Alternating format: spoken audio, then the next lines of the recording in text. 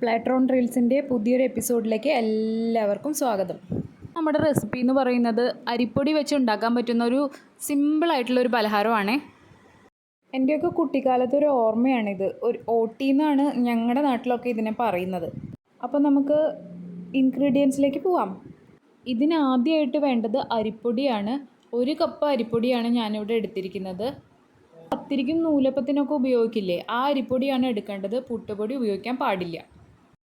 ഇനി വേണ്ടത് 1/2 കപ്പ് നാളികേരമാണ്. പിന്നെ നല്ല ജീരകം 1/4 ടീസ്പൂൺ, പഞ്ചസാര 2 ടീസ്പൂൺ, ഉപ്പ് 1/4 ടീസ്പൂൺ, 2 കുഞ്ഞ് ചെറിയ ഉള്ളി, വെള്ളം 1/2 കപ്പ്, വെളിച്ചെണ്ണ വറുക്കാൻ ആവശ്യത്തിന്. വെളിച്ചെണ്ണ അല്ലെങ്കിൽ വേറെ ഇഷ്ടമുള്ള ഓയിൽ നിങ്ങൾക്ക് എടുക്കാം കേട്ടോ. പക്ഷെ ഞാൻ വെളിച്ചെണ്ണ എടുത്തിരിക്കുന്നത്, കാരണം വെളിച്ചെണ്ണയിലാണ് ഇത് സ്വാദ് കൂടുതൽ കിട്ടുക നമുക്ക്. ഇനി ഒരു മിക്സിയുടെ ജാർ എടുത്ത് ഈ ഇൻഗ്രീഡിയൻസ് എല്ലാം നമുക്ക് ഒരുമിച്ചാക്കി ഒന്ന് യോജിപ്പിച്ചെടുക്കാം.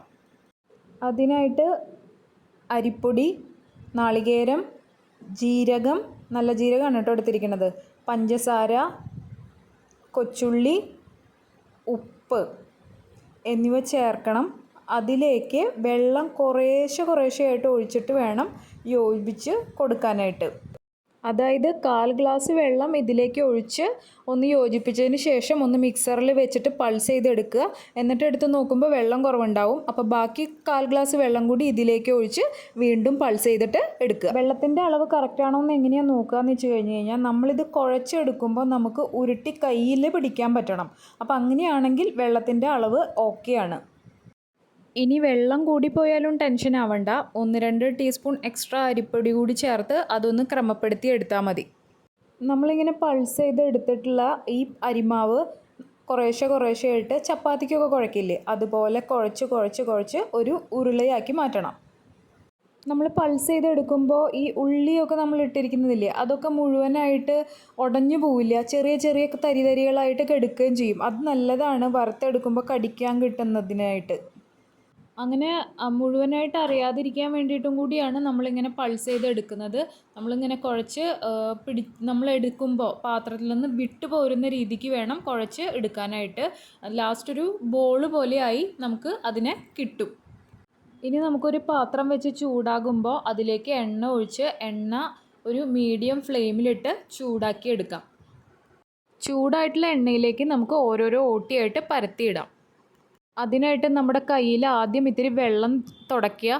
അതിനുശേഷം ഓരോരോ ചെറിയ ബോളാക്കി എടുത്ത് ഒന്ന് ഉരുട്ടി പതുക്കെ കയ്യിൽ വെച്ച് അമർത്തി ഒരു റൗണ്ട് ഷേപ്പ് ആക്കി എടുക്കാം. പ്രോപ്പർ റൗണ്ട് ഷേപ്പൊന്നും വേണമെന്നില്ല കേട്ടോ. പത്തിരി പോലെയൊന്നുമല്ലേ ഓട്ടി എന്ന് പറഞ്ഞു കഴിഞ്ഞാൽ. ഏകദേശം ഒരു റൗണ്ട് ഷേപ്പ് വേണം, അത്രയേ ഉള്ളൂ. ഒരു മീഡിയം ഫ്ലെയിമിലിട്ടിട്ട് വേണം നമ്മൾ ഓട്ടി ചുട്ടെടുക്കാനായിട്ട്. കാരണം എന്താണെന്ന് വെച്ച് കഴിഞ്ഞാൽ, ഹൈ ഫ്ലെയിമിലിട്ട് കഴിഞ്ഞാൽ ഇത് പെട്ടെന്ന് ബ്രൗൺ ആയി പോവും. പിന്നെ അത് കരിയാൻ തുടങ്ങും. പക്ഷെ ഉള്ളു മുഴുവൻ വെന്തിട്ടുണ്ടാവില്ല.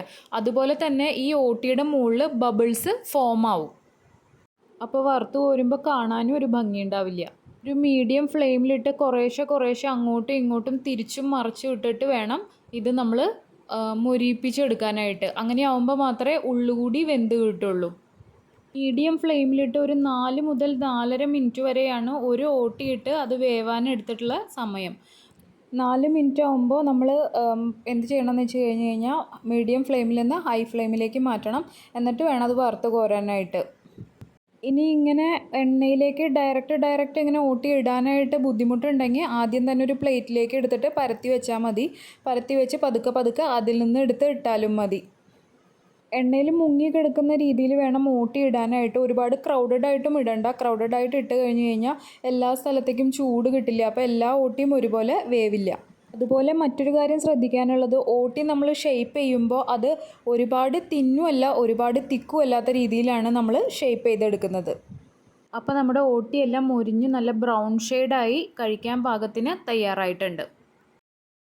നല്ലൊരു കട്ടൻ ചായക്കൊപ്പം ഇത് നമുക്ക് ചൂടോടുകൂടി സെർവ് ചെയ്യാം. വീണ്ടും അടുത്ത റെസിപ്പിയുമായി കാണുന്നത് വരെ ഞാൻ ബിനു, സൈനിങ് ഓഫ്.